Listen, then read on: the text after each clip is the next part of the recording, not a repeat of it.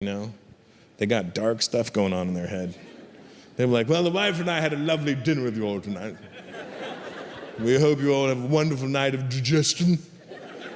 We're going to reconvene to the bedroom, and at which point in the morning we'll connect again and enjoy a delicious breakfast together, and at which point we shall discuss the night's events.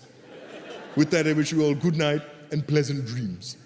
And they go to the bedroom, and he closes the door, and he's like, all right, honey, shit on my chest. Because they got dark things going on in there. Here's the good news. I swear I'll never shit on your chest. I like how uncomfortable that made all of you. Okay, I'm just trying to do the math on the shitting on the chest. What is the purpose of this?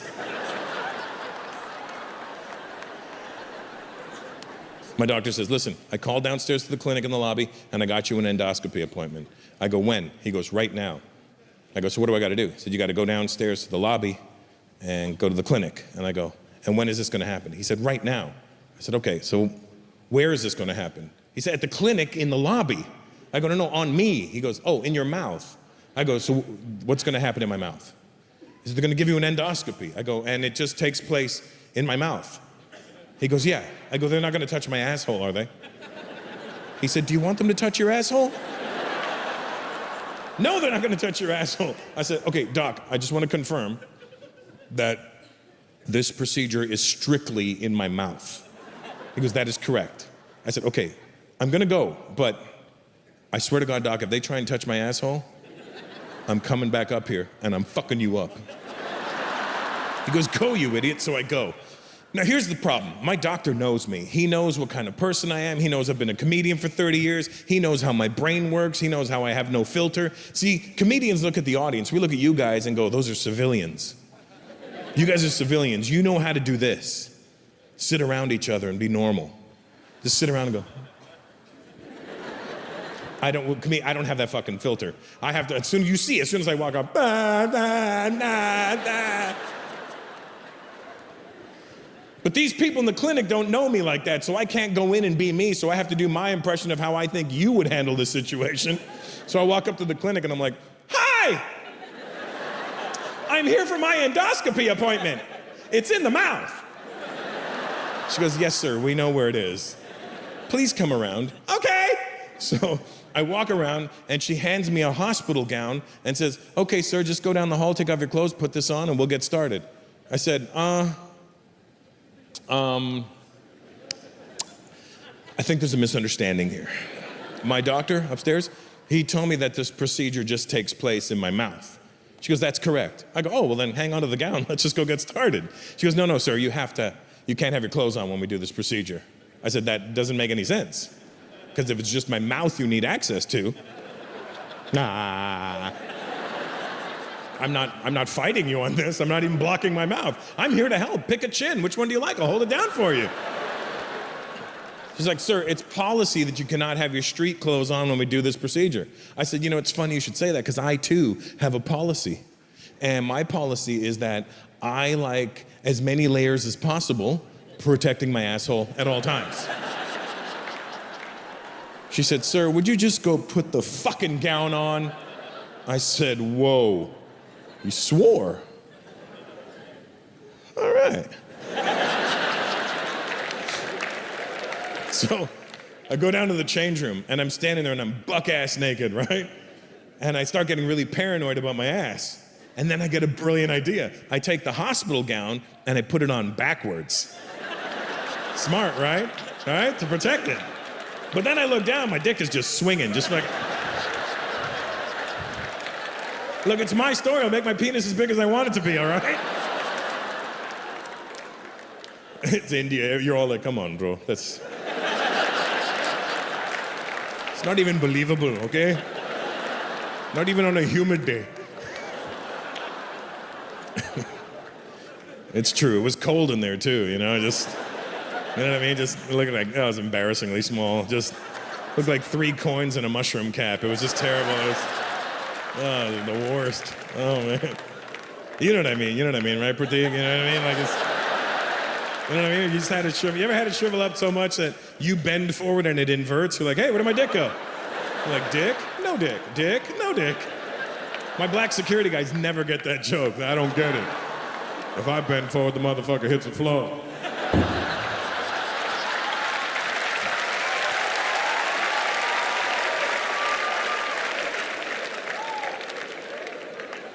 So I'm like, well, this is embarrassing. So I put the gown on the right way, and I walk back in the room. And she goes, all right, Mr. Peters, just hop up here, and we'll get started. So I hop up on the table, but I put my ass right against the wall. Because like I said, I train jujitsu. If you want to come at me when I'm on my back, it's your funeral, not mine. And she goes, all right, sir, just so you know, during this procedure, we're going to be putting you under using propofol. I said, wait a minute, propofol? Isn't that the shit that killed Michael Jackson? She goes, yes, it is. I go, what do you mean, yes, it is? Why are you so happy about this?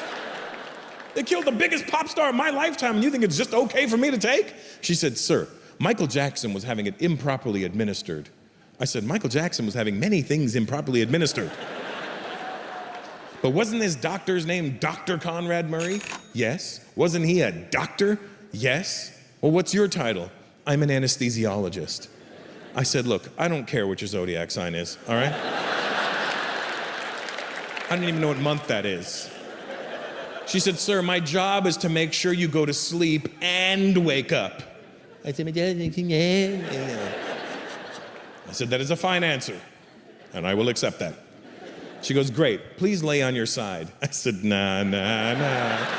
Why I gotta lay on my side? I lay on my side, you knock me out, you lift up the dress, you flip up a butt cheek, you start stuffing me like a turkey. I'm not falling for this trick, lady.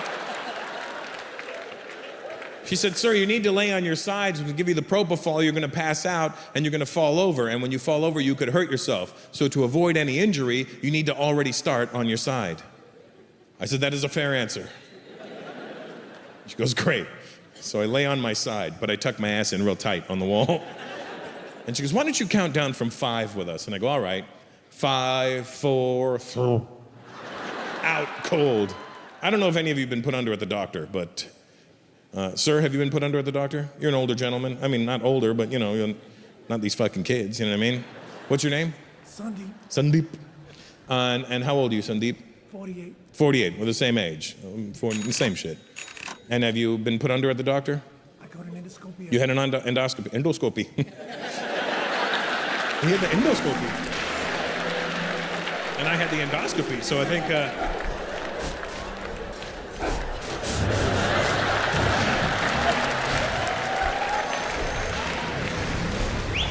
And do you know if they gave you propofol when they put you out? No. They gave you the cheap shit? Did they knock you out when they did it? No? All right, Sandeep, open wide. Ah! Really? You were awake? Why didn't you spend the extra $10 and get the fucking meth? Is it even possible to do it when somebody's awake? Oh my God. It's ironic because all the doctors in America are Indian. And then in India, they're like, fuck it, we don't need all these fancy tricks. Open wide, Sandeep.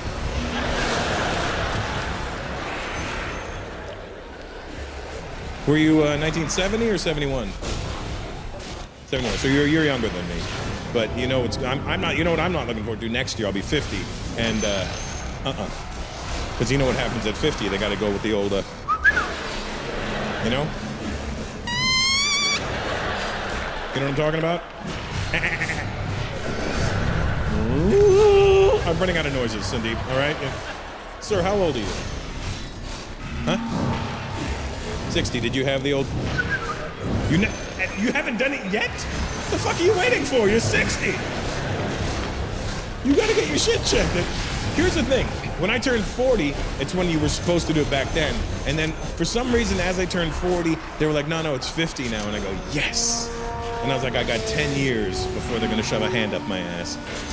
And I figured in that 10 years, they would come up with some sort of technology, because in those 10 years, they got a fucking rover to Mars, India's got one circling Mars, the Chinese have got shit on the moon, and no, 10 years later, still,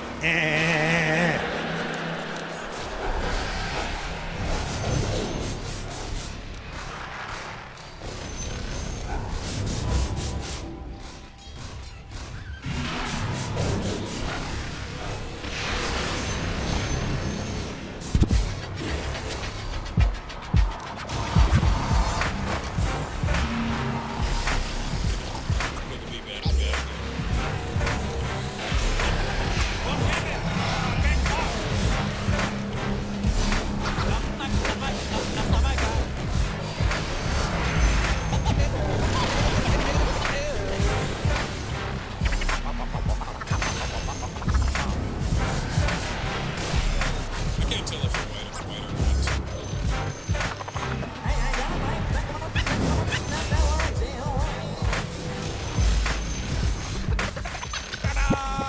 And now, ladies and gentlemen, please welcome the biggest stand-up comedian in the world and the pride of Brampton, Ontario, Sydney, Australia. Give it up for Russell!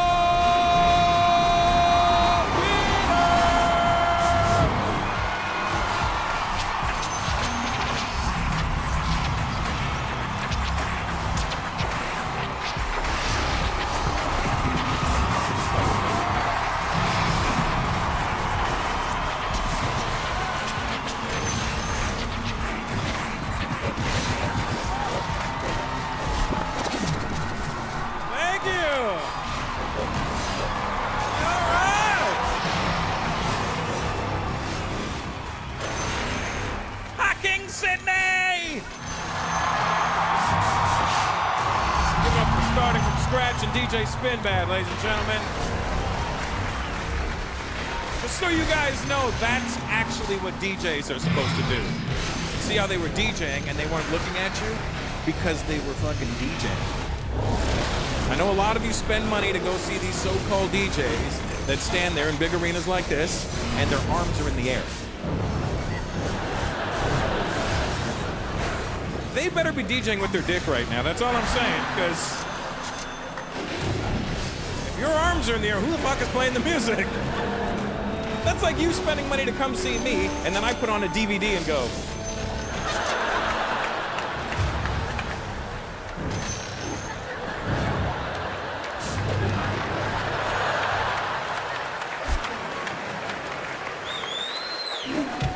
stand there making hand hearts.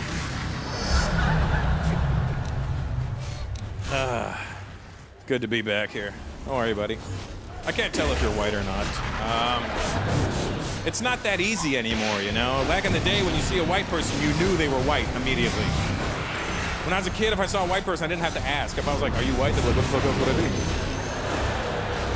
But now you need to confirm. What are you, sir? Are you white? Even you hesitated. You had to go through your own lineage. Be like, apparently I am, yes. Because you're not regular white. You got like hairy immigrant arms. You know what I mean? Like, it's not like a shot of those. You get those? You're missing the arm cue. It's right there. Oh, look at that thing. Jesus, that's not proper white, buddy. I don't know. That's Italian or Greek or something. I don't know what's going on there. Where are your parents from? UK. Oh, okay. So, yeah, that's pretty white. That, in fact, is the benchmark. That you are one hairy Englishman. I'll tell you that. Fee fi fo fum. I smell the hair of an Englishman.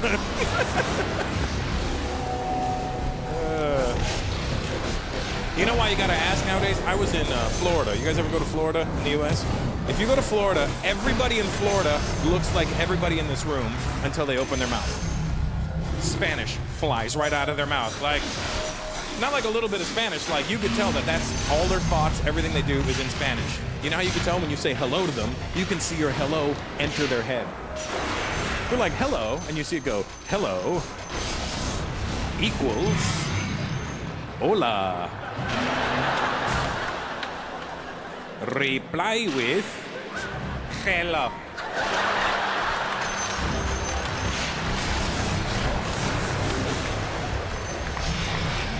And you know that their hello starts with a J. That's the best part, you know? Hello. It's not just a greeting, it's my favorite dessert. Sucks for me. I like the Spanish language, but if you go to a place where all they do is speak Spanish and they should be speaking English, it gets annoying. Because they see the brown skin, they just assume something's going on. They just, everywhere I go in Florida, like, oye, cubano, oye,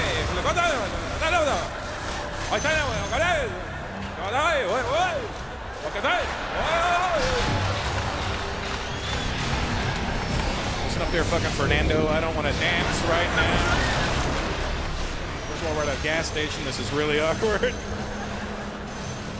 When I told the guy, I go, oh, I don't speak Spanish. He goes, what kind of fucking Latino don't speak Spanish? When I told the guy I wasn't Latino, he reacted like a guy who bought a hooker and found out it was a guy. You know what I mean? Like, I'm like, no, I'm not Latino. What the fuck are you?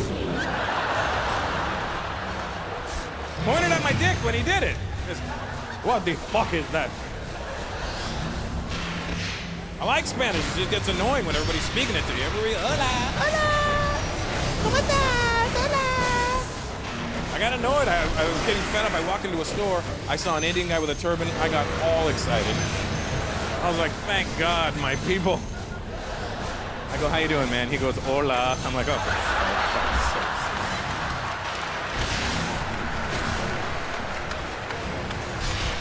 Can't speak Spanish with Indian head motions. It doesn't work like that. ¿Qué pasó?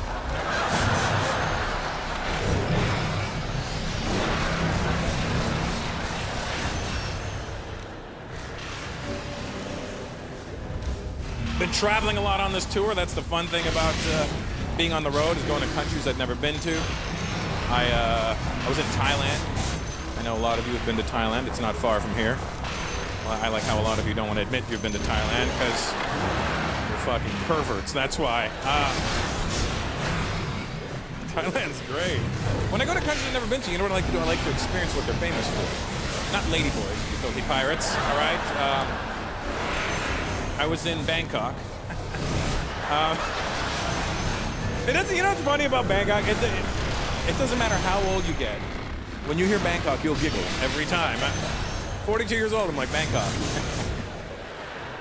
Because you start thinking about the origin of names, right? You start trying to figure out how they came up with that name, like they were having a meeting in Thailand. They're like, we need a name for the city. Okay, quick lunch break, we come back.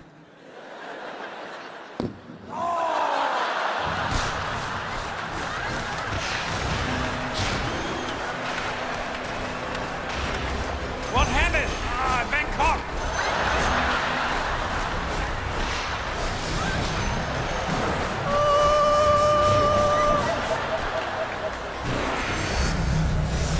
Kind of makes you wonder how they came up with the name for the island of Phuket. You know what I mean? What do you want to call that island? I don't know. Fuck it. Whatever. Just.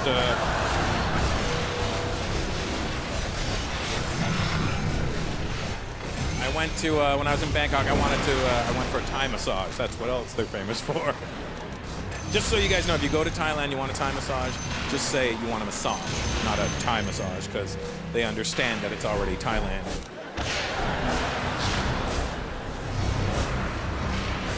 But I didn't know. One of my friends was telling me about the Thai massage. It's actually customary over there for the lady giving you the massage to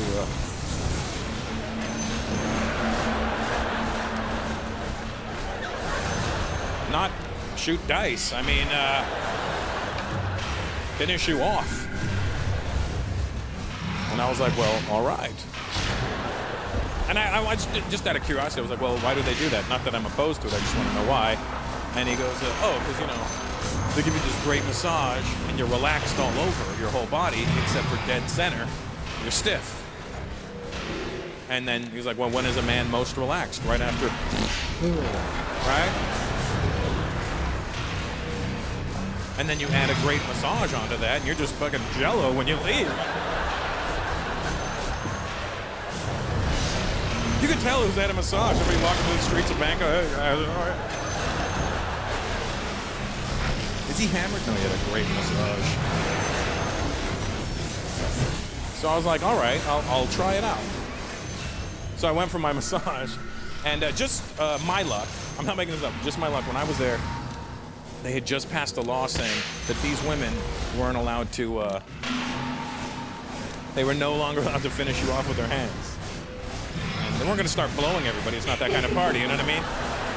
Because even when they do finish you off with their hands, it's not done like, you know, outside of Thailand. Like, over here, it'll be considered dirty. Everyone's, hey, man, you want to go to rub and tug? You know, it's like, it always has that gross undertone to it. Like, you go to a rub and tug, and the lady's talking shit to you. Oh, so big, you know, and she's taking her time, and, you know. Not over there. It has nothing to do with sexuality. It's just like to, you know, to relax you. So they've got it down to like 2 pumps, and like, ding, ding, get out. You know what I mean? Like, They don't care how big, how small. They're like, just ding, ding, get out. You know what I mean? So I'm trying to figure out what's going to happen when I go for my massage. So I go, what happens? He goes, I don't know. I go, well, you're going to find out. And I go, all right. I go, will they still finish me off? Probably, but I don't know how. I go, all right, great. So I go for my massage. This cute little Thai lady, she gives me this great massage down my back, down my legs, down my feet, up my legs, up my chest, and then she gets to my hog. And I know something's gonna happen, right? But I don't know what, so I just tilt my head back and relax, right? And I feel a wonderful sensation on my wiener. And I'm thinking maybe she's doing the old, like the elbow crease. I don't know, like, I say the old like it's a move or something, but like, I've never had a girl go, ooh, you like that? No, I don't know, right? I'm just saying. I'm thinking maybe she's doing it with her feet, which I like, you know what I mean? I like women's feet, that works for me, right? So I'm like, I feel this great sensation, so my curious side wants to see what's happening. So I look up, and I swear to God, she's doing this.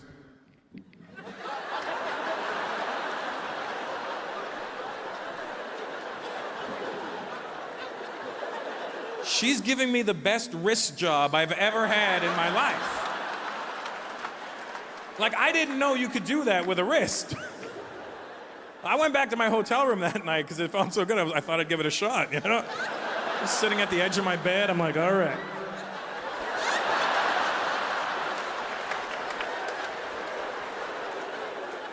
Just a note, fellas, if you're gonna try this tonight, take your watch off. That's all I'm saying. Don't be the reason you have a Bangkok.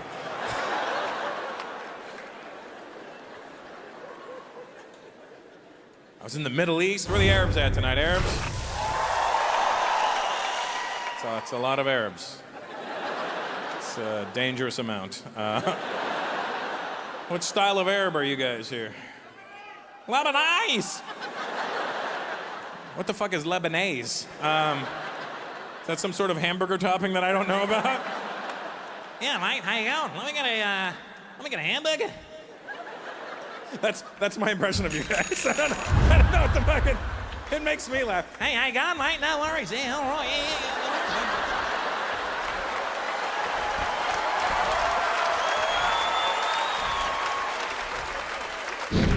Are you a particularly high-strung bunch of people that you have to tell everybody, no worries, stop worrying, mate, all right? Are you worried? Because no worries, all right, yeah. I always feel like I should shove carrots in your mouth when you're talking to me. Hey, how you going, mate?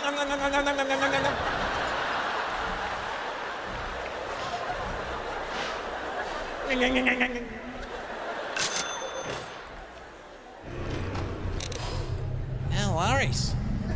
I'm not worried. You shouldn't be.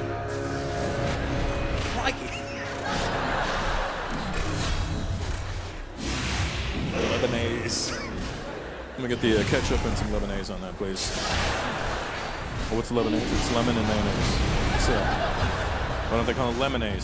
Lebanese sounds better. My Lebanese friends, have you ever gone back to Beirut? Let me tell you something. I've partied all over the world. And by far, without trying to suck up to you guys, because I'm scared.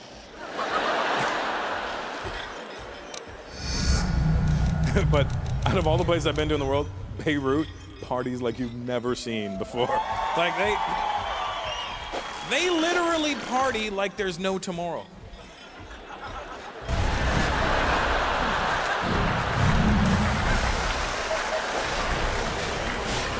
There could very well be over there, you know? You've never seen chain smoking. Like you go to Beirut, you see chain smokers light up a cigarette, finish, and throw it on the ground and start another one. Lebanon, 3 at a time. Literally, one this hand, and like one of those fake blue ones for safety. You know what I mean? And I'm like, dude, aren't you worried about getting cancer? I will never die of cancer. Do you have the cure? The Yehudis will kill me well before the cancer can. I don't have to worry about that cancer. Cancer, AIDS, no disease will get me. Don't worry. I know what the problem is in the Middle East. My Arab friends, listen up. Here's how to start change over there. Here's what the first problem is. Arab men will never say, no, I don't know. They will never say no, and they will never admit to not knowing something. It somehow emasculates an Arab man to not know something. It doesn't matter what it is. If he doesn't know, he'll make up a story. And he will yell it at you. Doesn't matter what you ask him. It could be something as simple as, hey, do you know how to make a cake? Because, yes, of course. Everybody knows how to make cake. Really? Because I don't know how to make a cake. Could you show me? Yes. You know how you can tell when an Arab guy's lying? He'll start his answer off with, okay. That's the fucking tip-off. When you know he's lying, right then. Because I'm like, really? I don't know how to make a cake. How do you make a cake? Okay. First, you get cake. Then you make it for 20 minutes. Then you have cake. Are you sure? Because I don't think that's how you make cake. That is the only way to make cake! They've been making cake like that since the beginning of time! All right, don't get crazy. I can just ask it. It's true, it doesn't matter what you ask them. If they don't know, they will make up a story. And this really happened to me last year. I was in Dubai. I was in Bloomingdale's, the department store, the American department store. So clearly, there's a problem with the Jews and the Arabs. So I'm in Bloomingdale's. I'm looking to leave the store. I'm looking for an escalator. I see a security guy standing there. I walk up and I go, hi, is there an escalator in here? Yes. Do you know where it is? Yes, of course.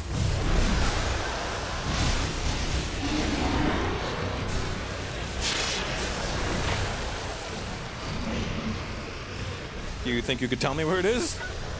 Yes. Fucking tell me then, right? Okay.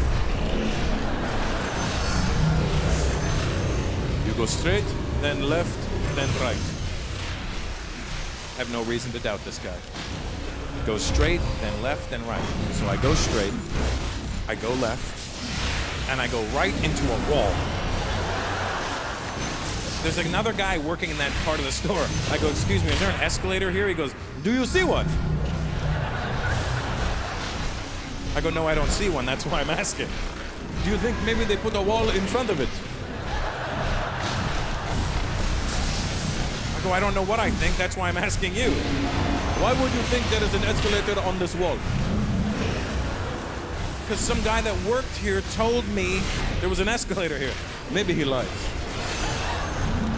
Who the hell lies about an escalator? Apparently that guy. I go, is there an escalator in your store? Of course. How else you go up and down? You know where it is? I work here. So did that guy. Can you tell me where it is? Yes. Where the fuck is it? Okay. You have to go back. Then go straight, then left, then right. I go, no. That's how I ended up here.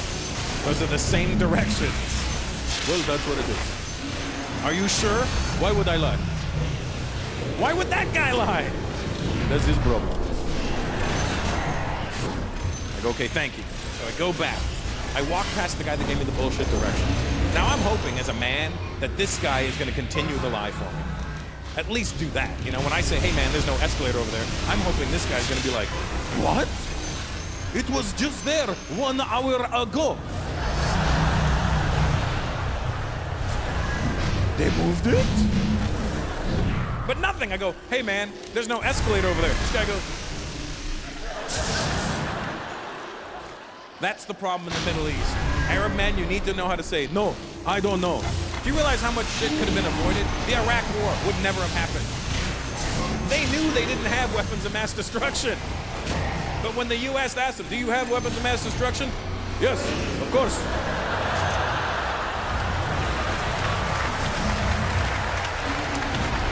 Everybody has weapons of mass destruction. Even the Iraqi people are like, what are you doing? Shut up. Where are they? Okay. Go straight, then left, then right.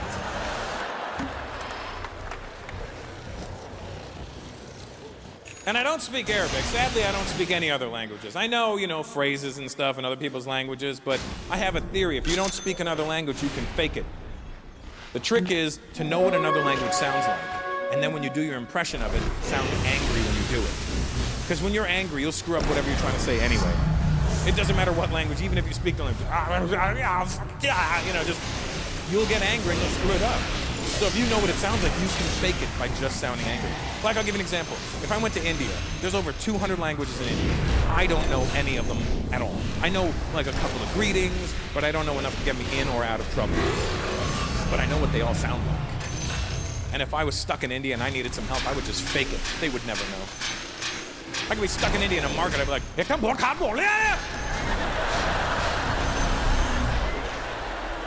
they won't know. They'll be like, oh my God, he's very angry. I don't know. I don't know what dialect that one is, but this man is very angry.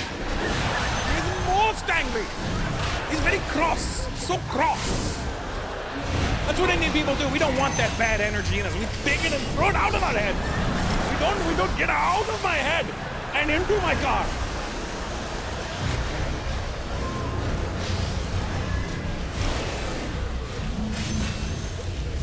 Same thing with any language you can fake. And I'm going to Hong Kong in a couple of weeks. If I get stuck there, fuck it. I don't speak Cantonese, but I know what it sounds like. I'll just act angry. I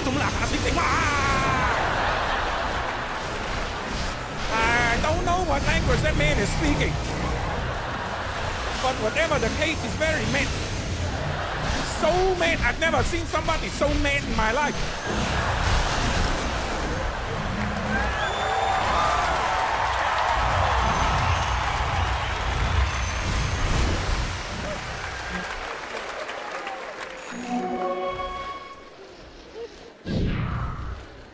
Big Asian guy, how are you? Good to see you. You know you're a big Asian guy. I didn't, you know. What style of Asian are you? Chinese. Never heard it quite put with that accent before? All right, nice to meet you. I'm Chinese. Where are you from? You born in Australia? Hang out, mate. Oh, yeah, hang out. Oh, yeah. And you're a big fan of meat? Or, according to his shirt, it says fucking meat. I didn't put it on there.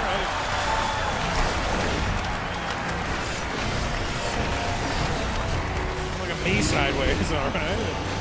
And what's your name? Peter, for sure, absolutely, yeah. And your girlfriend? That's Wong. This is Wong. And do you have a Chinese name, Peter? Don't fucking lie to me, Peter. I don't believe you. Where are your parents from? From where? Tanshan? Well, let me tell you something. The Tanshan is building right now if you don't tell me your Chinese name. There's no way your parents went, that's a baby, Peter. No chance. Unless your name is like P Ta, you know what I mean? Like, family name is Ta, and his name's P, you know? P Ta, P Ta, lắm nào hổ phải. Phây lộ P Ta. It's fucked up that I said that, Peter. I'm sorry. And that's your lovely lady with you. You guys married, engaged? Engaged. Congratulations. When are you guys doing that? You don't know? No rush? She's like, no, fuck that. How long you guys been together for? 4 years, wow. Are you waiting to get to 8? Because that's a lucky number in Chinese. Is that what it is? After 8, mate, then we're good. Yeah, no worries. Next 4 years, we're going on a walkabout. And how did you meet? And by meet, I don't mean...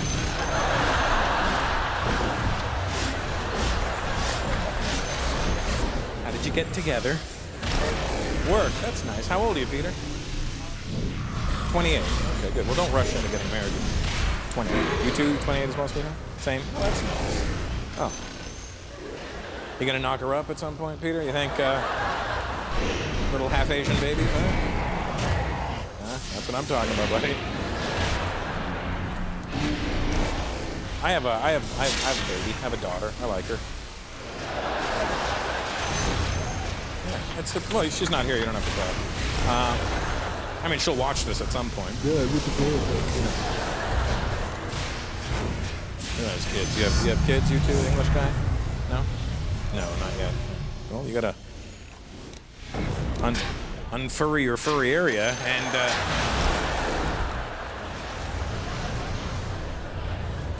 ta-da!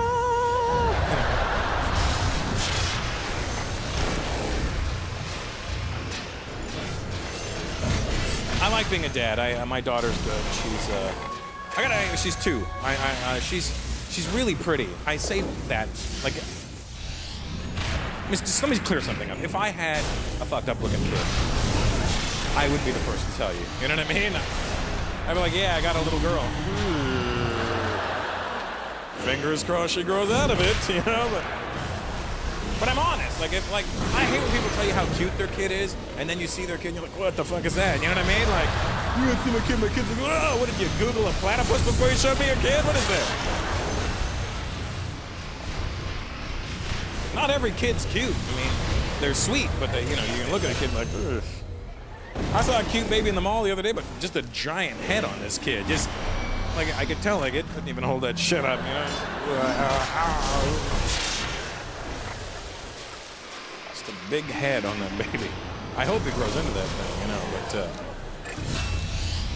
she is very, very pretty girl, my daughter. She is, like, people see her and they go, wow, she's so pretty. I go, and to be honest with you, my daughter's very pretty because she looks like my ex-wife. My ex-wife is a very good-looking woman on the outside. And she's, you know, my ex-wife's like a Ferrari with no engine. You know what I mean? You're like, oh my God, is that a Ferrari? Yeah, it doesn't work. It doesn't work. Just fucking sits there and costs me money. That's all it does.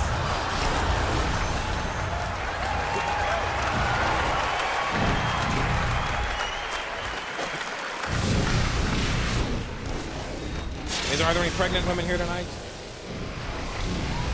Okay. I'm sorry that you're in the stairs and to climb all that shit. Pregnant women have it rough. You have no idea until you get pregnant how rough pregnant women have. Like, I mean, there's the obvious things that women go through when they're pregnant. They're uncomfortable. Their hormones are crazy. They got cravings. They got a human inside of them. You know, their moods are all over the place. That's enough to deal with on your own. But then when you have to deal with other people too, that only adds insult to injury. And especially in America, it's even worse because Americans don't give a shit. They'll just say whatever they want to. At least in Australia, like, I don't know what's happening to her, mate. Walking a little bit like a kangaroo over there. Yeah, mate, all right.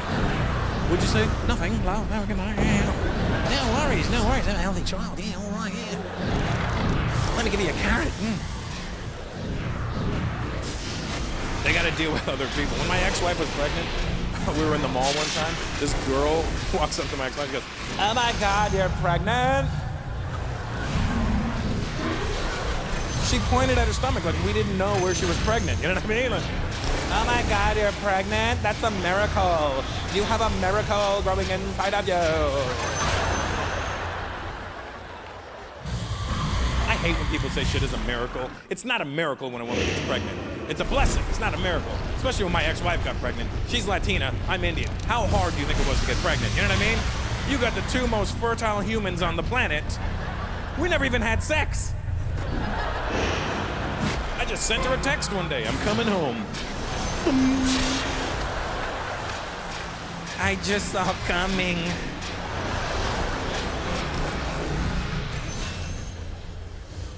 I hate when people say shit isn't that's a miracle. It's not a miracle, you know? It'd be a miracle if I was in the wrong hole, then it's a miracle, you know what I mean? Oh my God, you're pregnant? That's a miracle. It is a miracle.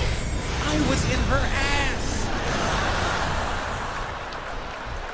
This is the most determined child you've ever seen. Do you know how much shit this kid's been through?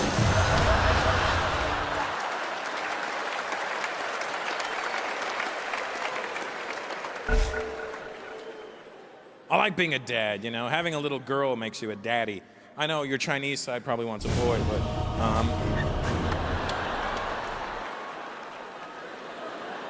I don't make up these things, all right? Just going by what I understand.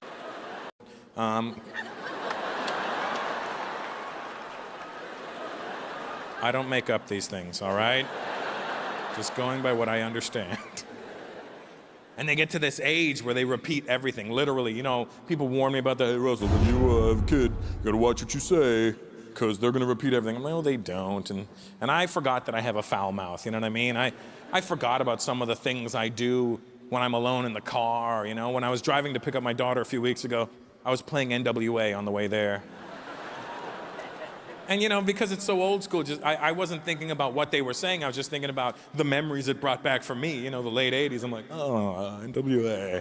And then you start thinking about when you were, you know, all these things. And I wasn't thinking about what they were saying. Then I pick up my daughter, I put her in the car, and I don't sing along completely because I don't really know the words to everything. You just sing along when you hear the part, you know. And anyway, I got to this part in the song, and I was like, I'm just driving, I'm like, yo, got that 5-0 double up, nigga! And then 2 seconds later from the back seat I hear, nigga! No, no, no, no, no, no, no, no, no, no, no, no, no! And I'm trying to flush her memory. I'm like, potato, potato, baby, say potato, potato, potato, potato, nigga! I can't return her to her mother full of filth.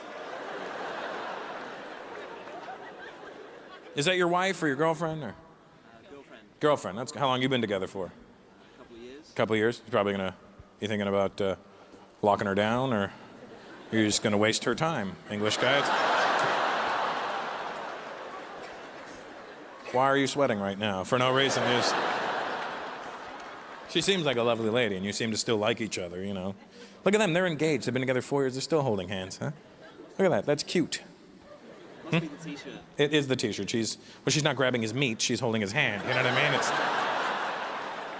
She's not like this, oh, Peter. Yeah, you know, she's not just holding his hand, you know.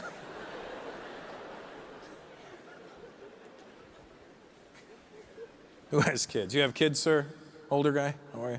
I mean, older with respect, not like, oh, fucking old. I mean, you're obviously older than me, unless you just aged horribly, you know what I mean? But what's your name, sir? Al. Al. And who are you here with, Al? Your family? Is any of those your kids? Your wife and your son? And daughter or daughter-in-law? Which one? I go, daughter or daughter-in-law? Goes, yep. What's your wife, son? Hello? Bastard, hello. He's fucking looking at me and he's like,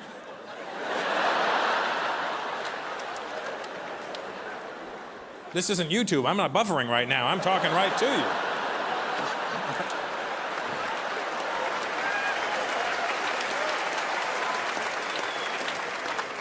Is that your only child, Al? Yeah, you like him? It's good, right? How old are you, buddy? 26. What are you so shifty-eyed for? Well, that would have been great if you weren't chubby when you did that, you know what I mean? It was like, and then a big sweat stain right there. Great, that's gonna be on film forever. When you're your dad's age, what the fuck was I thinking? How old are you, Dad? 62. You look great for 62. You look like shit for 42, but you do. You look good for 62. I wasn't expecting 62. That's good. And were you in the room when he was born? Yep. Let me tell you something, guys. If you ever have kids, when your wife goes into labor, do your best to not be there. Like, be in the vicinity. You could be in the hospital. You know. You can make her think you're in the room. Like, you know, do some sort of voice note on your phone and push, honey, push, and then hit repeat and loop, and then. But when she's giving birth, don't go in that room. Because women get crazy when they're giving birth. They say the meanest shit to you, don't they? Because they're in pain. They feel that pain. And then they start thinking, oh, you're the fucking reason for this pain. I hate you with everything in me right now. They just get mean, don't they? Here's the problem, is that women think that men don't think that giving birth hurts. Of course it hurts. It has to hurt. I've had shits that hurt. I can only imagine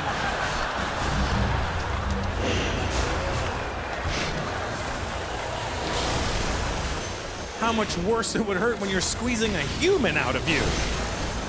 But that's part of the deal, ladies, and I'm not, I'm not trying to downplay how painful it is. It's extreme pain. I can only imagine, But the positive side to the pain of giving birth is that it's physical pain, which means it'll go away eventually. 6-7 weeks later, your vagina will snap back together. You'll forget all about it. You'll be walking around, you'll stub your toe, you'll be like, ow, my toe! Like, what about your vagina? Fuck that, my toe hurts.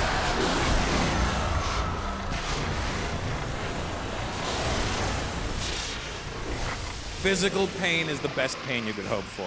I used to box, and I would get black eyes and headaches, but after a couple of days it would go away. I'm not comparing boxing to your box. I'm just saying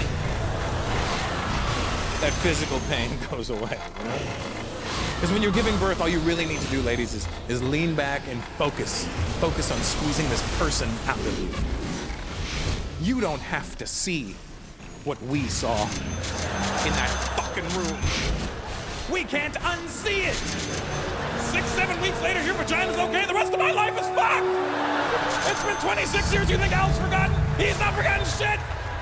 I'm scared to go down on chicks to this day! It's been 2 years, I'm scared, I'm jabbing my way in. I'm like...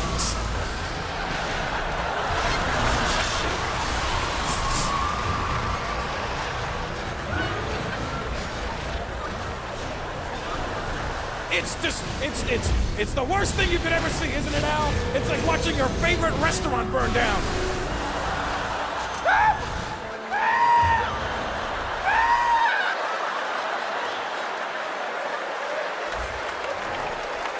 I mean, they'll rebuild it, But I'm not eating there again. Fuck that. That menu's different. They've done all kinds of things. They put a drive-thru in there now. Mexicans working in the back.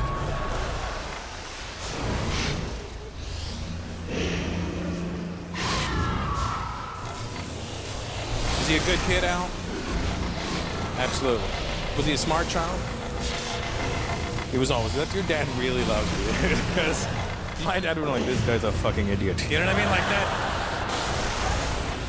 Either your dad does, either he loves you a lot or he can't stand you and he doesn't want us to know. You know what I mean? Indian dads will say it, well, this guy's a fucking idiot. Do you love him? Of course I love him. That's my child. But what a fucking idiot. Absolute idiot. My daughter's pretty smart. I'm impressed by her. She's only 2 and she's already speaking Spanish and English, which is impressive to me. I wanted her to learn Spanish first because, first of all, she's half Latina, and we live in California, so, I wanted to at least know the language of California. Spanish is a very helpful language in California. I mean, you go to a restaurant, you want your car back from valet, you want to know, what to say, you know what I mean? So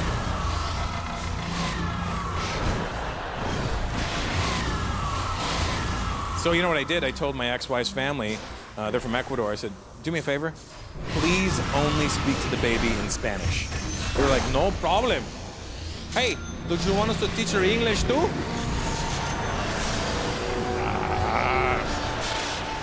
I got this.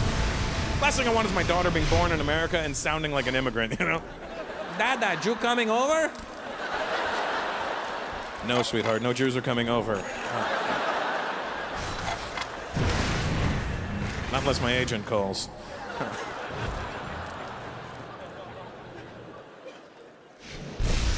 And when you do have kids, trust me on this one. Buy your children, buy your babies, buy them educational toys. Best thing you could do. Because they start learning really young. I bought my daughter this toy, and you push the color, and it says the color. You hit push it, and it'll be like, it'll push yellow, and it'll be like, yellow, green, blue. But the cool thing in America is all the educational toys have a switch from English to Spanish. I flipped all her toys to Spanish. Now I'm learning Spanish too. Who's thinking? I am. Now when she pushes it, it goes, amarillo, verde, azul. how to say yellow, green, and blue in Spanish, but only like an opera singer. Let me tell you where this backfired on me. A few weeks ago, I was in LA. I needed some yellow paint. I went to Home Depot, and I walked in, and there was a Mexican guy working inside.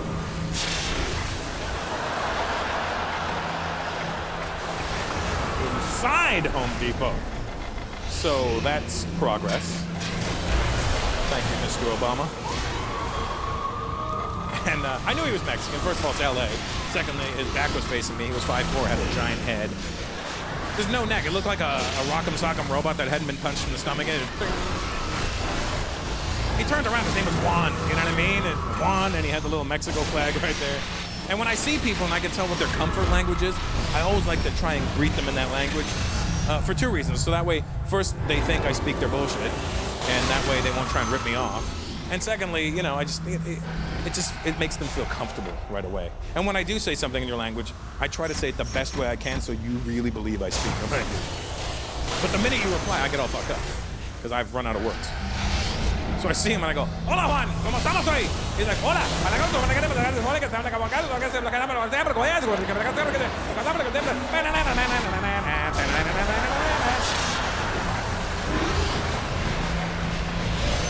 I'm like, alrighty then. Listen, I make it look like we need to go back to English, you know, because you're at work and we need to keep it professional. So I go, "I need some paint." He goes, "Sí, que colar." I go, "Yellow." "Sí, mira."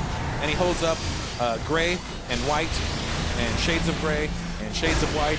And I'm like, no, yellow. "Sí, mira, yellow." "No, Juan, that's gray and white, shades of gray and shades of white." "No, just a yellow, mira, yellow. No, that's not yellow. That's fucking gray and white, Juan. Yellow, mira, yellow, ice. I don't care what your favorite song is right now. I just want yellow paint. "Sí, mira, yellow, ice. I didn't know that yellow meant ice in Spanish. I didn't know that. That's not on the toy. So I get in this big argument with the guy. I'm like, "No, not fucking ice, Juan. Yellow. Sí, mira, yellow. Stop saying mira, yellow. This is not yellow. Mira, yellow, ice. Stop saying yellow ice. I don't want yellow ice. That's disgusting, first of all. I just want yellow. Mira, yellow. Stop saying mira, yellow. Yellow. No say. Stop. Fuck. What do you say then? No say.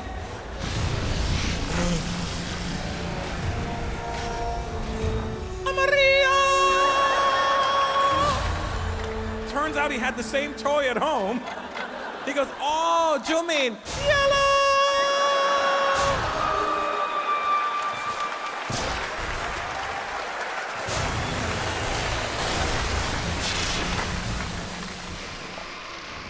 I want to be strict, you know. I want to be strict with my daughter. She's only 2, so I can't really gauge how I'm going to be with her yet. I want to be like my parents, but not as crazy. Because Indian parents are a little crazy with their kids, you know. I want to be like a white parent. I love watching white people talk to their kids. White parents have this way of speaking to their children like they're humans. It's beautiful to watch, you know. But I think white parents, I can't be as lenient as a white parent, because white parents, you take it a little too far, you know? Like, you give your kids options. They're a fucking kid, they shouldn't have any options. I was in the mall the other day, I saw a white lady in the food court, and she said to her 5-year-old son, she goes, "Sweetheart, what do you want to eat for dinner?" He goes, "I don't know." "Okay, well, when you figure it out, you let mommy know and I'll make it for you, okay?" I love you. She asked a 5-year-old what he wanted to eat. Not, "You want this or this?" What? He could have said, "I want shoes. I want to eat a pair of shoes." She would have had to make him a pair of shoes. I can't even comprehend, like, I grew up in an immigrant house. Let me tell you something. In an immigrant house, mom does not, there's no dinner for the adults and dinner for the children. Mom does not care what the fucking kids like. Mom does not cook for the kids. Mom cooks for dad. Whatever dad liked is what you were eating for dinner. That's the way it worked.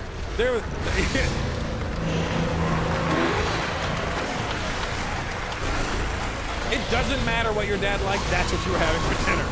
It turns out my dad used to love molten hot plates of lava. I was the only 5-year-old farting fire at 5.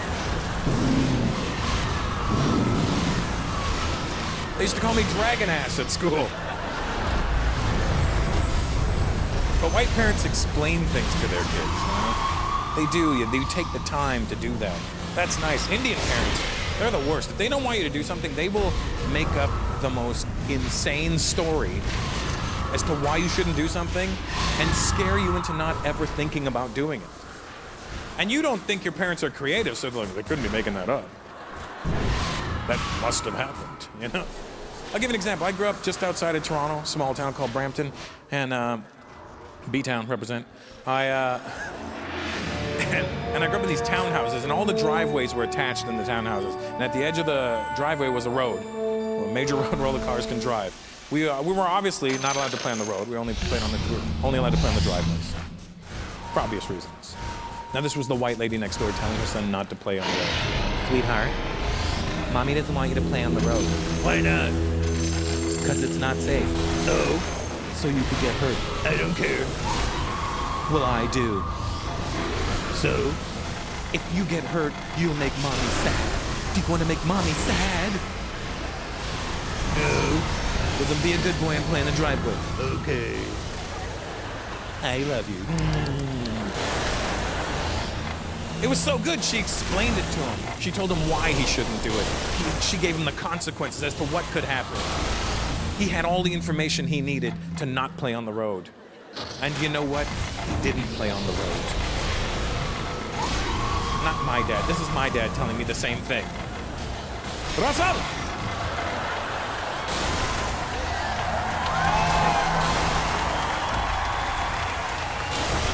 Don't go on the road. You'll get hit by the car and you'll break apart. Not I might get hit by a car. No, I will get hit by the car. Apparently there's only one car in my neighborhood, and I was going to get hit by it, and I was going to break apart. How the fuck do you break apart? When I was a kid, I thought I was made out of Lego because I was going to break apart one day.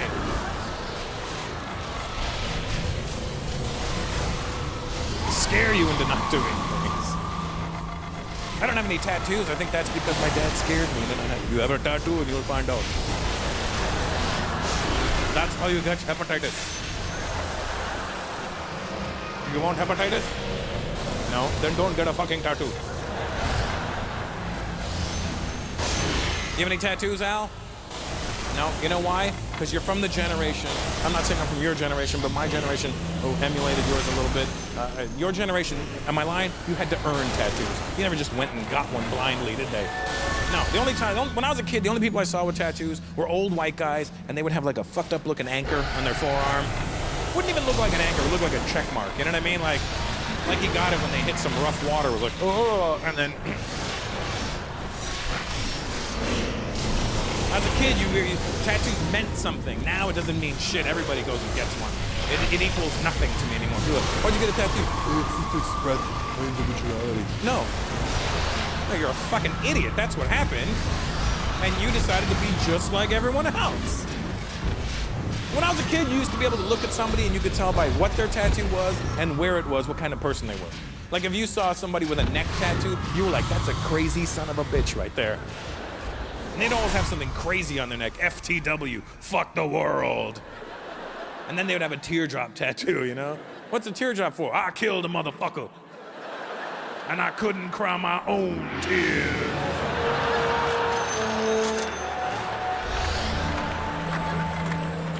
Don't you quit on me. Now it doesn't matter where the tattoo is or what it is. You got these little emo kids with skinny jeans and life is difficult tattooed on their neck. And real tears running down his face. Why are you crying? It hurt. People get crazy. They do the sleeve now. I got a sleeve. I did my whole arm. That's cool right now. In 10 years, you're going to regret it. It's like having an Ed Hardy shirt on for the rest of your life.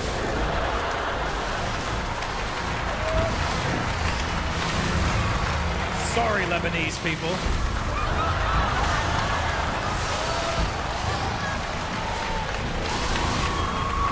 No worries, mate. No, don't like Ed Hardy.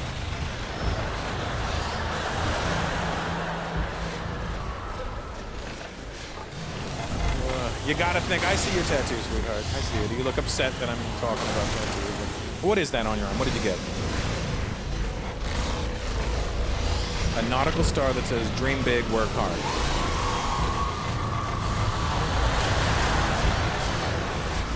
When you say it out loud, do you see how ridiculous that is? Do you see? I'm just saying, maybe on the way to the tattoo shop, you should have said it out loud a few times. What, you have 5 tattoos? What was your first one? You've got one in your back. What is it? It's what? A musical note? Is it on your back or is it a tramp stamp? What is it? Is it a... You should put it like right at the base of your back and call it... You know, put a bass clef, you know, like... Is it a treble clef, bass clef? What is it? Treble clef. Are you a singer? Or do you just want guys to whistle when they're fucking you? Is that like I don't understand?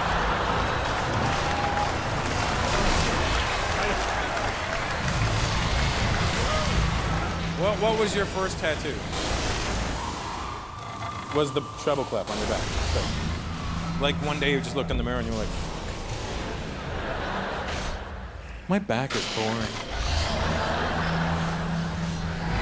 It needs a soundtrack.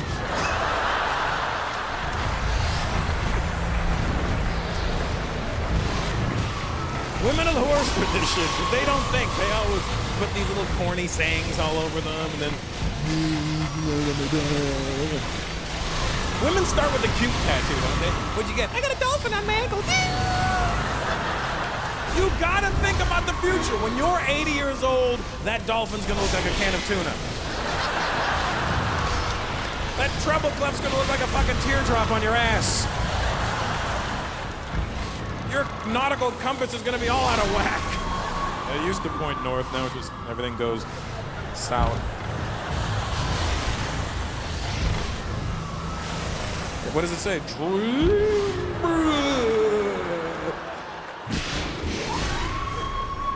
You gotta think about the future. Nobody thinks about getting old anymore. When I was your age, how old are you? 19? What the fuck? You haven't even had skin long enough. At least have skin for at least 20 years before you start fucking it up, you know what I mean? Because again, you're young, you're not thinking about the future. I'm glad I never got any tattoos, because after 40, your skin doesn't snap back the way it does right now. Like your skin after 40 is literally like finding your favorite pair of underwear from like 5 years ago. And you're, oh my God, I still have these, and you pull the waist and it goes and doesn't snap back, you know?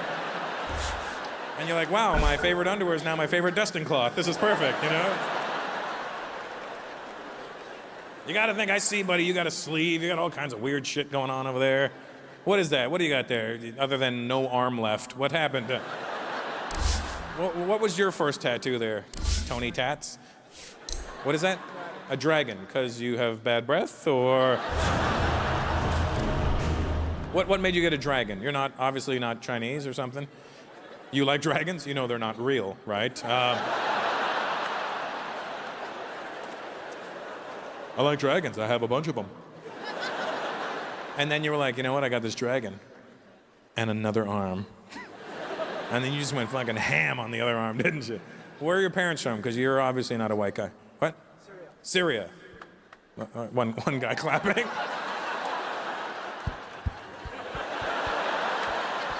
No, there was mosquito. I had to...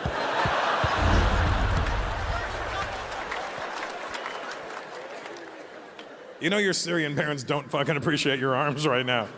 Back home, son, we would have cut off your arms. You look like Sharmuta. Cut off your arm.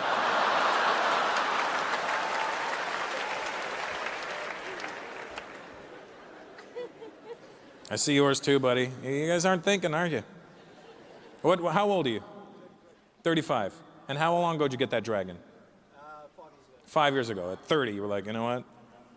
This arm needs a fucking dragon. And I never want to see this arm again. The Asian guy beside you has a tattoo. Do you have a dragon? Because that would make more sense to me. You have a dragon? Yeah. Yeah, he does. Show us. Where's the dragon? He fucking has a dragon.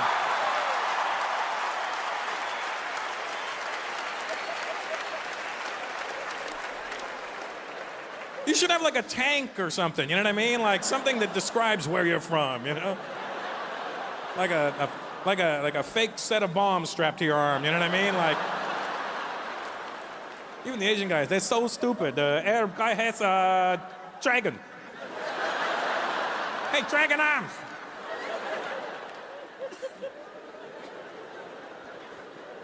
Just saying, think about the future. Why do you have a dragon? Were you born year of the dragon, or? Dragons are more in tune with you being Asian, so I'm not really mad at you for having that, you know? Women get cute with the tattoos. They always put the sayings and shit on them. There was a girl at one of my shows, I go, what do you got? She goes, I got one here, and I got one here, and I got stuff on my back. I go, I got stuff on my back too, but I wax it off. I go, what do you got on your back? She goes, scriptures. I have scriptures written all over my back. She had scriptures written all over her back. Who is that for?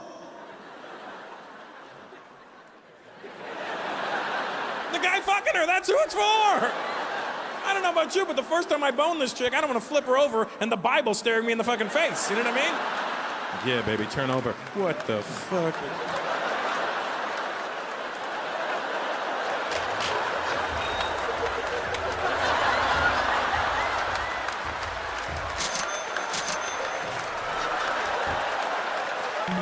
Oh my God, I'm gonna come, give me your face. Why are you coming in my face? Because I don't want to come on Jesus.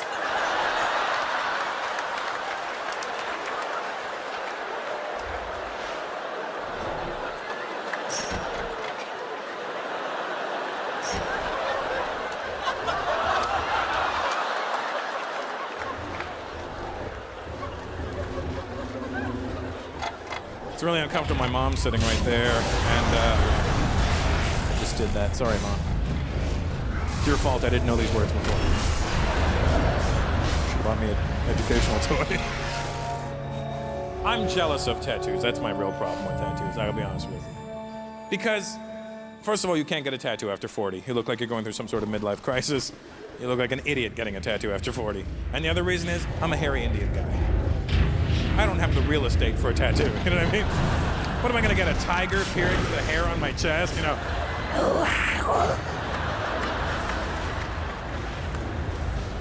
Girls are gonna like, oh my God, the grass looks so real. Megan, come here, look, he's got like a 3D, HD. Oh my God, yeah, you can feel it, it's like real. How old are you, kid? You look young. 15, that's an awkward age, right? Don't get any tattoos, you're only 15. Don't do what she did at 15, or whatever the fuck she's only 19, so, I mean, I don't know when you got the treble clef. How old are you when you got your treble clef? 10. In 1 year, she got 5 tattoos. No regard for her. Seem like a nice brown kid, don't fuck this up, you know? You're 15, you're in your prime whacking years. Just enjoy that. You know what I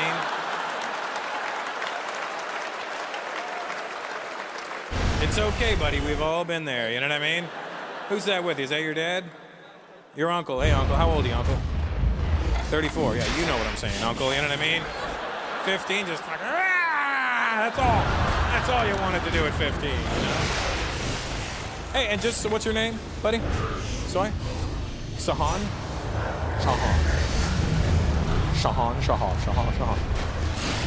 Shahan, when you're jerking Shahaf. I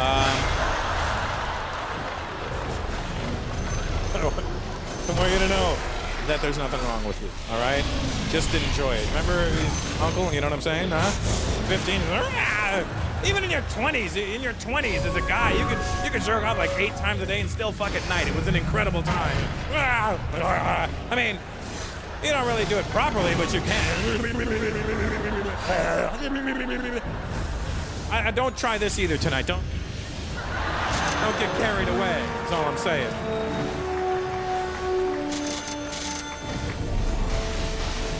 It never ends for a man, Shahan. You will always, as long as you have arms. For the rest of, 62.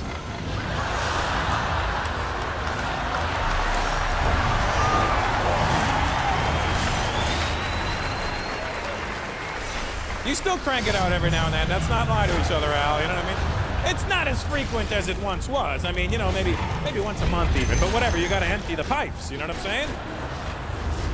You know when it slows down? Uncle, you're only 34. You don't know this yet. But after 40 is when it slows down. That's when you got to make decisions in life, you know? You'll still do it, but it's not done with the same frequency or willingness as it once was. Like, I'm like tonight, I'll give you an example. If I don't get laid tonight after my show, I don't give a shit. I will go back to my hotel room, open up my laptop, put on some porn, crank one out, and go to sleep like a fucking gentleman. You know what I mean?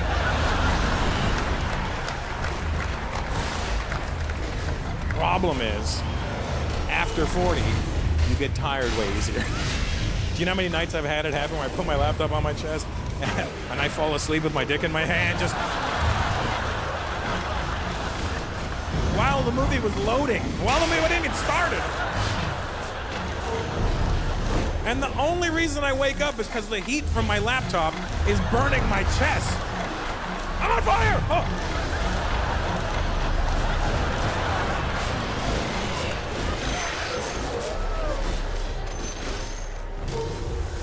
I grew up like an immigrant, and even though I was not an immigrant in Canada, felt like an immigrant.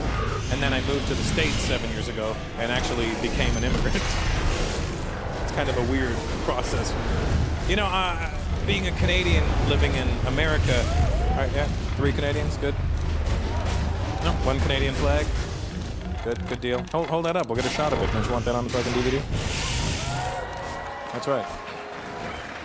That's what it looks like. That's our flag, a leaf. Symbol of strength and fall.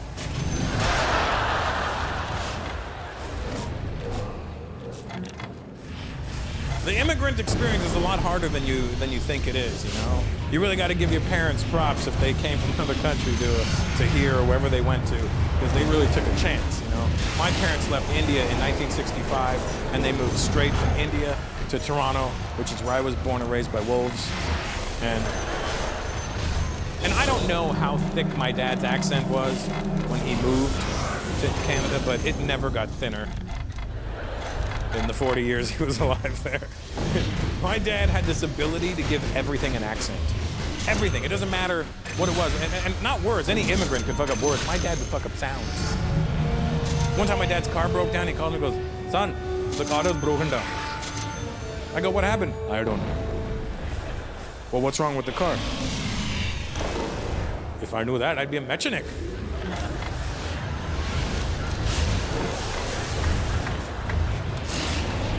What the hell's a mechanic? The bastard that fixes the car. Oh, I think you mean mechanic. Don't be stupid. There is no K in it.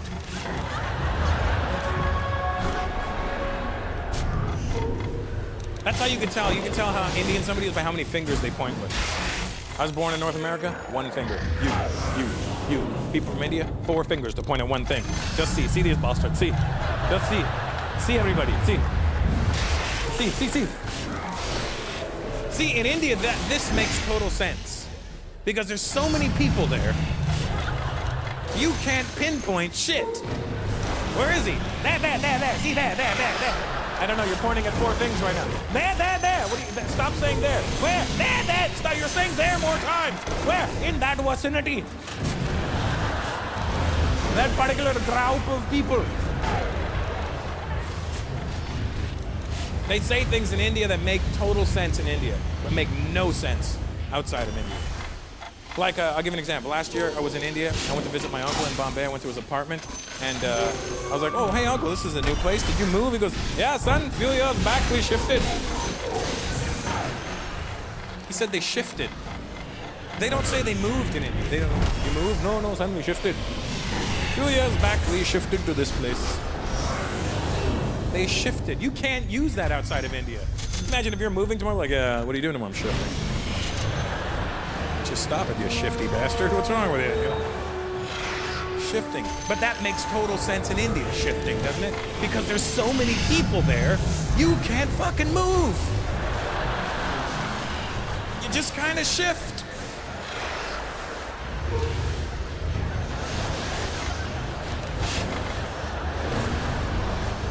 Hey, did you just move to here? Recently I shifted to here, yes. Just shifted.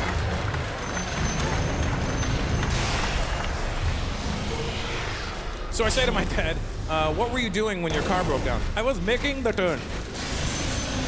You were making the turn? Even though we were on the phone, I knew he went. If you're Indian your whole life, you know the pauses on the phone are... It's like, what do you mean you were making the turn? Were you creating the turn? I was not creating the turn was there, I was making it. So the turn existed when you got it. Of course it existed, how else would I have made it?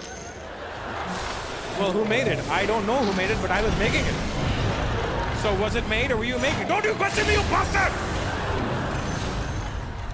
Will you get an Indian father mad to go to you bastard? They will call, my dad would call me a bastard. That doesn't make any sense. You bastard! I'm like, Dad, I can't be a bastard. You're my dad. Am I? Am I? Were you there when it happened?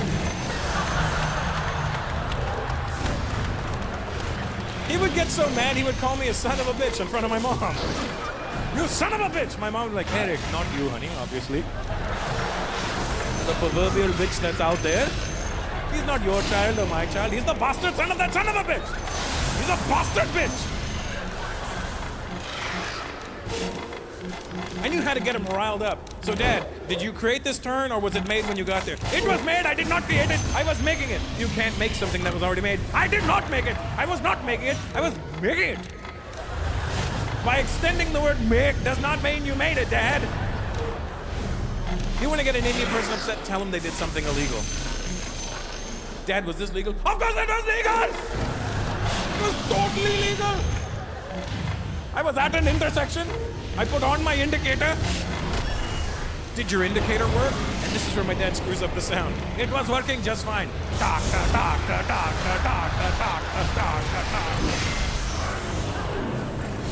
Echo, what the hell is that noise?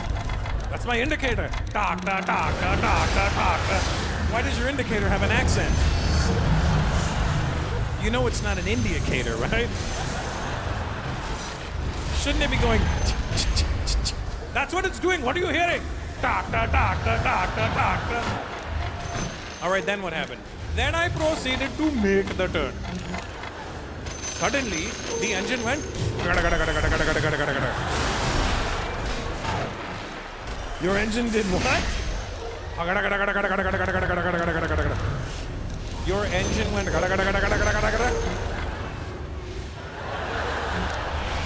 Let me get this straight. Your indicator went and then your engine went Right. Dad, your car is an illegal immigrant. Thank you very much, Sydney. You guys were awesome.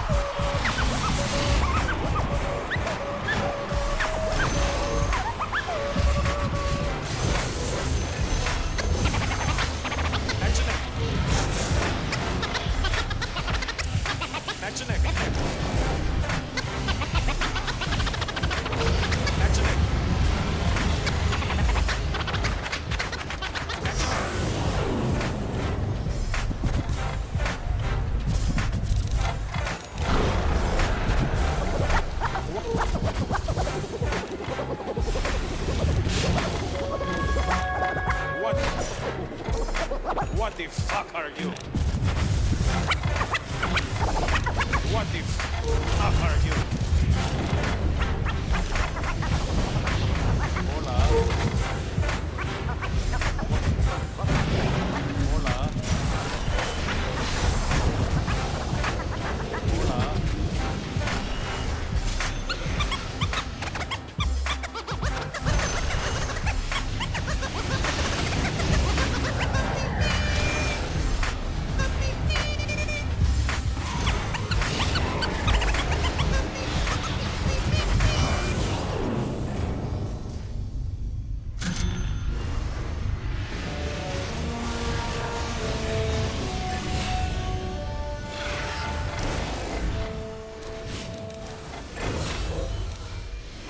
Backseat of a Persian guy's car. You know what I mean? Just.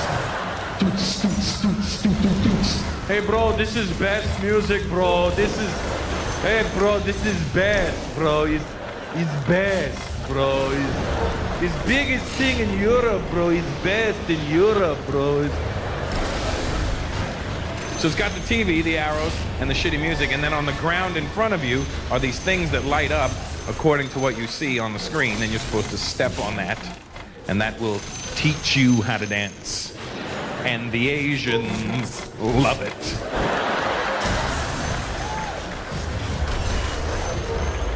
I remember last year I was in Singapore, and the Chinese people in Singapore were lined up outside the arcade. Lined up to play Dance Dance Revolution. And I was like, how hard can this shit be?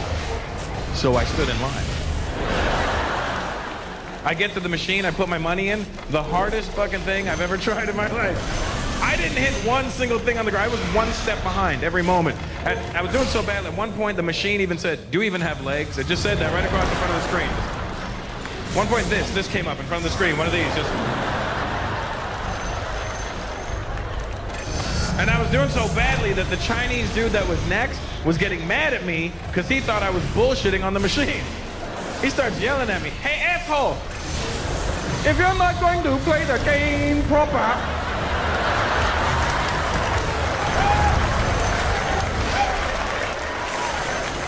then go play something else. Go play something your people are good at. Go play the taxi game.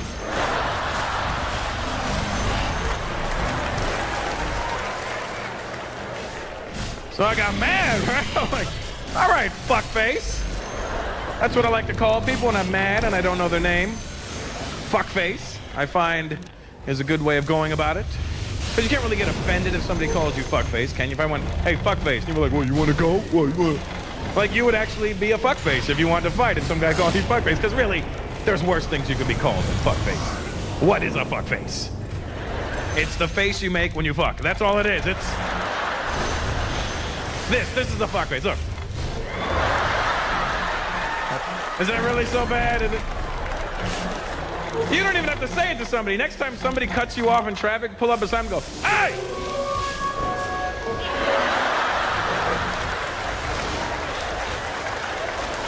You just call me fuckface? But don't roll your eyes. Don't roll your eyes when you don't be like, because then you're cum face. You don't want to be cum face. You just want to be fuck face.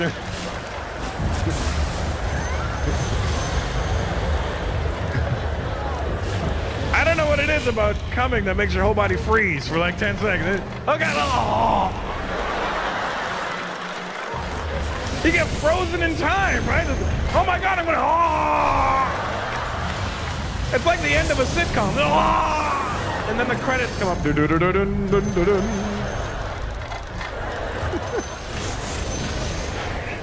Explain that to him.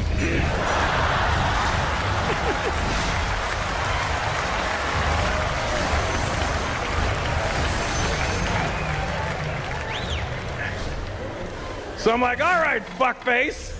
If you think you're so good, let me see you play this. This son of a bitch starts limbering up.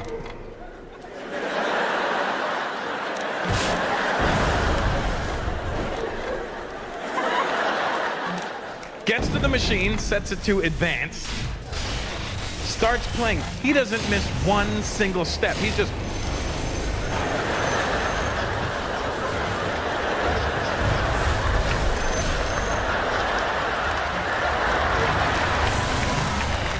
It was the only time in my life I've seen an Asian dude open his eyes really wide. Just... Do it, open your eyes really wide. Try it. Nothing happens. I love it. This is the eyebrows move. That's it. It just...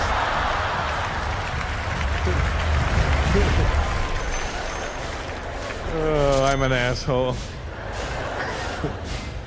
Oh, man. Any Arabs in the house tonight? Arabs in the house? All right, thank you. Good night. All right.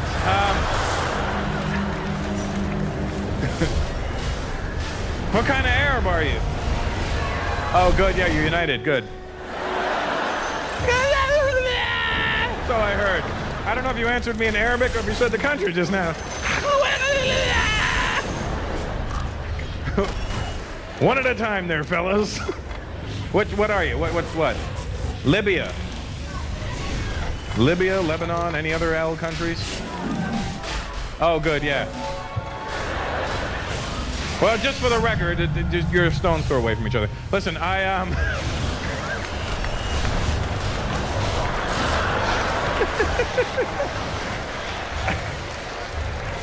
just for the record, my Arab friends, I don't do any Arab jokes in my act. It's not that I don't think you're funny. I just, I don't know. I don't want to die.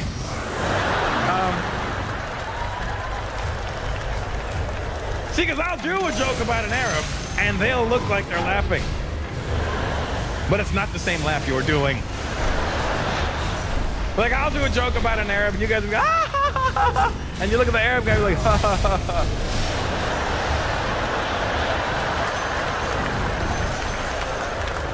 Oh no, I get this funny joke. Ha ha ha ha. No, it's it's funny. I get it.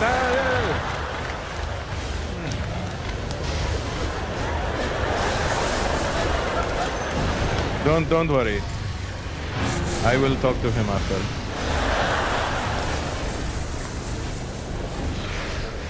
Doesn't it feel like every time you turn on the news nowadays, some new country is fucking with an Arab country?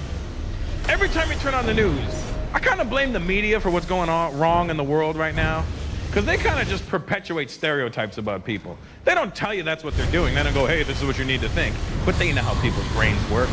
What they do, they enforce all this shit, What they do is they'll show you an image of somebody of a different racial background, and then they'll show you an alternate image, like right away, of something completely different.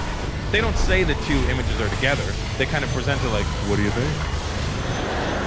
Like what they do is they'll show you like an Asian guy and then a car accident.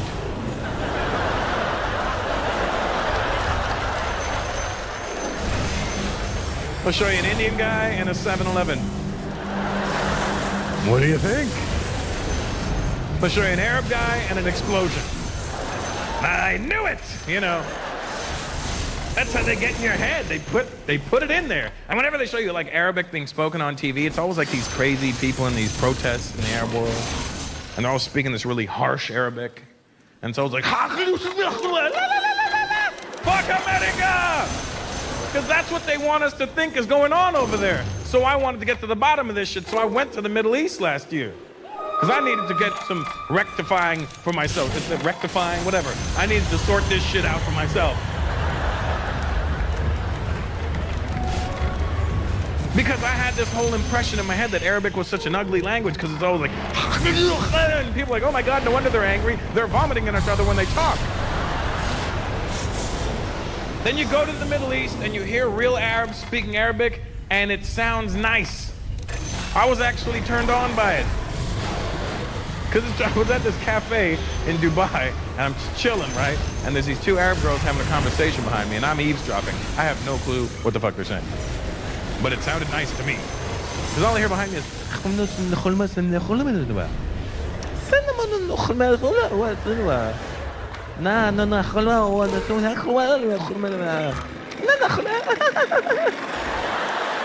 I was like, oh God, this is good. Oh. But they never show you those Arabs on TV because they're boring. They only show you the crazy...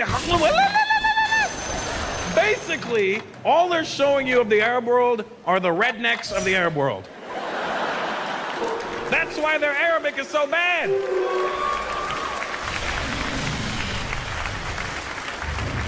If you were to translate their Arabic accent into an American accent, they'd sound like this. We're gonna kill the whole fucking world. Yeah! That's what they would sound like.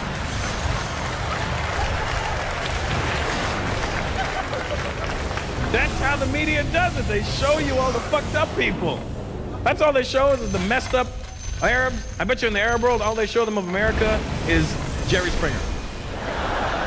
Look at the Americans, they're fucking stupid. He's fucking his cousin. Not like you and me, it's different. They're doing it dirty, it's different. We're doing it different. They do some other way, different.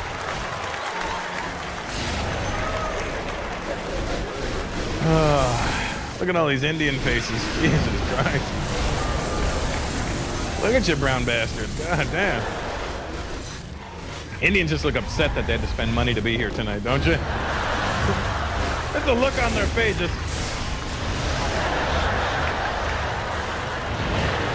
This is bullshit. I don't know why I'm spending money to see someone that looks just like me.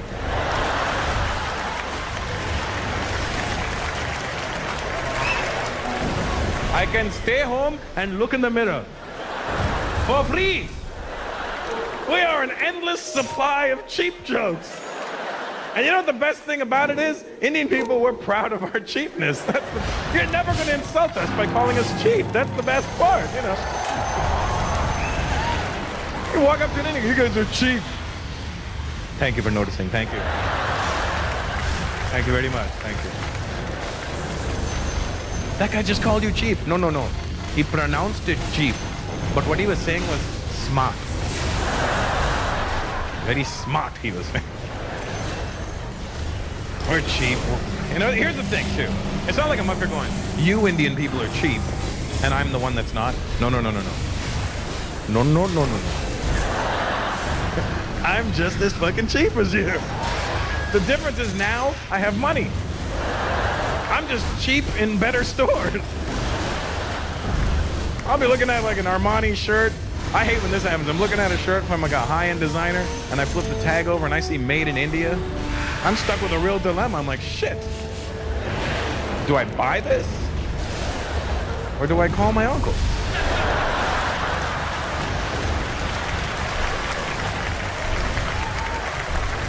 I wonder if he knows where this factory is.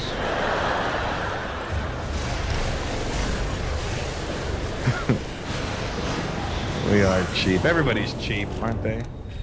Never call white people cheap. White people get really upset when you call them cheap. You ever call the white person cheap? They get very angry. Because white people actually are probably the only people that aren't cheap. You ever call a white guy cheap? You're cheap. Fuck you, I'm cheap. I'll buy you a beer. You want a beer? That's how white guys get around being cheap. You want a beer? You want a beer? You want a beer? You want a beer? You want a beer? Huh? You want a beer? Huh? Fuck you, I'm not cheap. I bought everybody beer.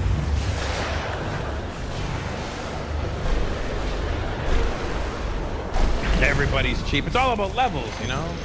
Where are the Jews at? Jews in the house? All right, Arabs, the Jews are in here. Go talk to them.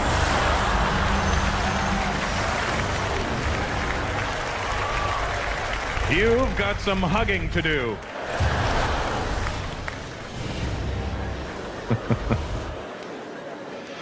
Jews, I don't know how you got the title of being cheap. It's very offensive to Indian people. And people are like, Jews are cheap. We're like, no, that is very incorrect. I am cheap. Jews are thrifty. Big difference. Must have been like one Jewish guy back in the day who was cheap and he fucked it up for the rest of your lives.